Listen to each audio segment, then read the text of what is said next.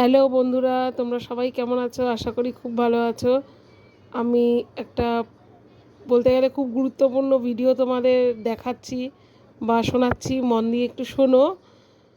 প্রীতমের মাসি কতটা চালাক, রিমিরা সেদিন কিভাবে এসেছিল, একজন ভদ্রলোক বলতে গেল কথাটা বলতে দিল না, সেটাই তোমরা সবাই একটু দেখো। আর ওই ভদ্রলোককে আমার মনে হয় ক্যামেরার সামনে আনা উচিত, তাহলে অনেক কিছু ক্লিয়ার হয়ে যাবে। প্লিজ সবাই ভিডিওটা মন দিয়ে একটু শোনো বা দেখো।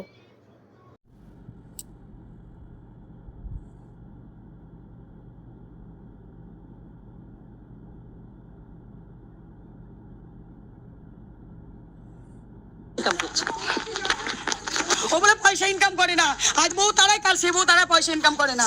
না